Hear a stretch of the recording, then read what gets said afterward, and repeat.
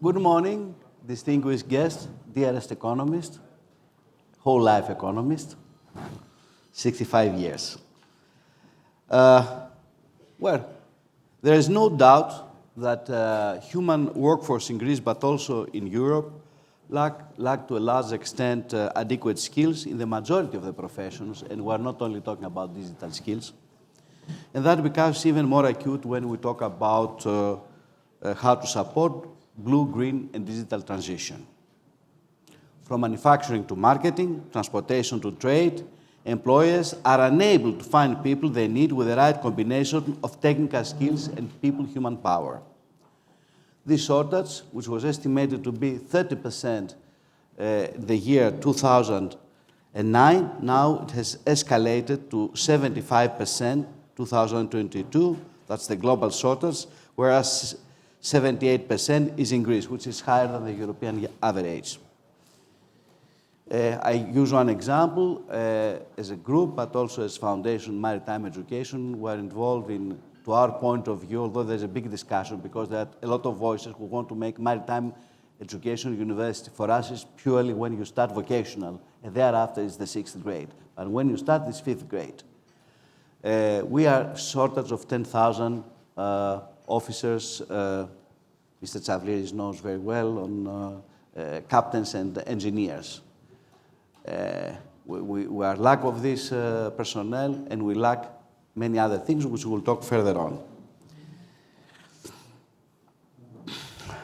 The vocational training, of course, and the digital skills are essential. I don't want to spend and spare your precious time to say what I suppose we all know, what are the skills, the professions, and so on forth. It's a waste of time and it's a bit boring. I think we all know the different segments where we need is practically everywhere. And there is many times one confusion. The digital skills, we are not only talking about research, we don't talk about higher levels, but also we are lacking digital skills even in a, sometimes like an analphabetism. It's lacking also in the very basic in all different grades. And this is a very sad thing, and it's still quite important. We still have it today. An important step in the European Union is the update of the digital competence framework, which supports the development of digital skills as well the digital upscaling, linked to an appropriate assessment and training policy, which could lead to a European competence certificate. It's very important to start thinking about things like this. And it's also very important that we started developing the taxonomy. It's very important that we rank the different layers so we know exactly what we're talking about. You can have as much money spent in commissions, projects. The question is to make an efficient, a holistic approach in order to get the best possible result. It's not only to spend money, it's how you spend the money. And then everything is interlinked. Nothing is independent. You cannot make digital highways when you don't have the railway stations. What is encouraging is that we realize that it's becoming like a must. So it's coming more and more in strength. And it's true that the digital skills and STEM skills on vocational training we require that we upgrade our existing systems. But that we cannot do unless we study, as I said before, we evaluate and do it properly in all different levels. And it's not to do something per se, we have to do what is required in each different segment because not everything is the same. We require that these measures should address the education of new entrants to the professions, working professionals, in order to meet the new conditions. We need that the approach to be applied progressively. We have, first of all, to review in an adequate way the existing system, and then we need a global approach, and we start moving step by step in order, whatever we build, to be on the right sequence and the right process and the right procedures. It makes no sense that we do spasmodic things. We do a bit thing here, a bit thing there. And I'll use one concrete example afterwards. And we need, in that process, to apply a more transversal and interdisciplinary approach in order to give appropriate guidance of how to adapt the professional educational system as providers of more opportunities for vertical and horizontal mobility of the workforce in order to improve versatility. At the same time, we need to create ways to train the existing workforce. Europe has an aging population.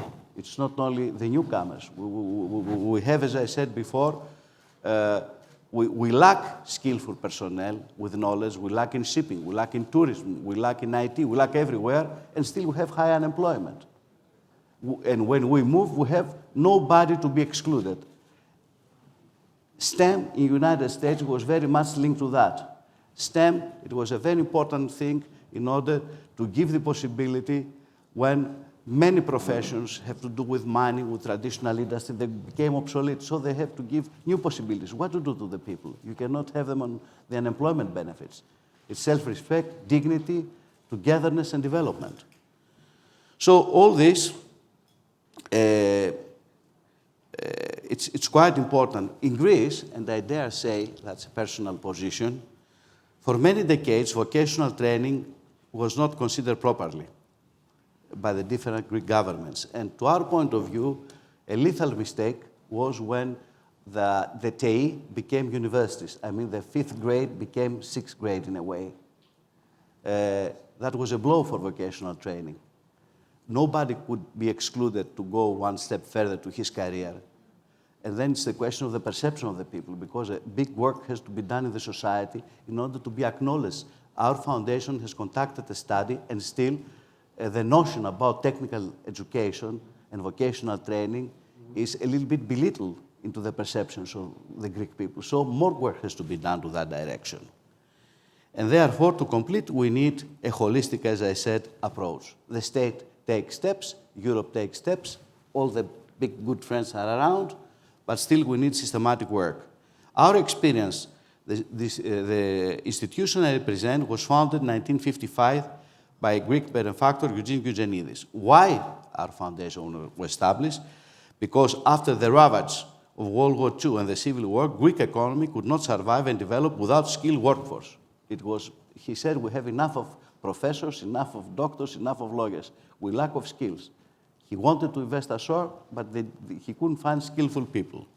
Since then, over 3 decades, our foundation has distributed 45 million of books. So we're doing all the curriculum of vocational training for 3 decades.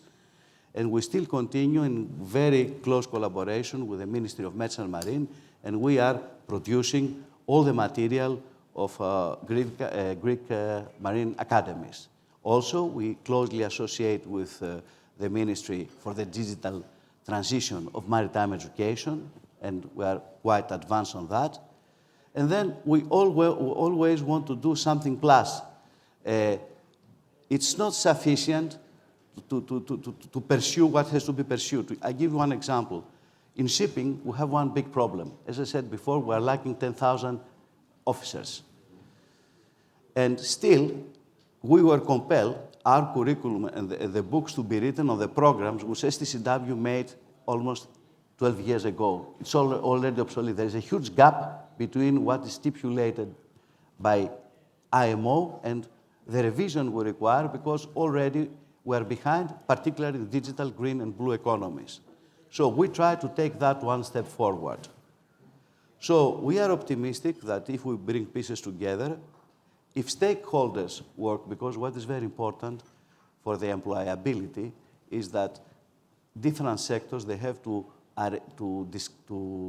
decide on the needs which require the evolution of their own job for the future, make the program, prepare the workforce in all different levels for tomorrow. This is what we're doing in shipping. It's happening. We are involved in SkillSys project because it's a project that you identify the needs of shipping in marine and maritime fields for the next years to come in Europe, and we try all together in Europe to put the specifications for digital and so on and so forth. And it happens there. It can happen in other segments. We are optimistic. Let's go blue, let's go green and digital. Thank you.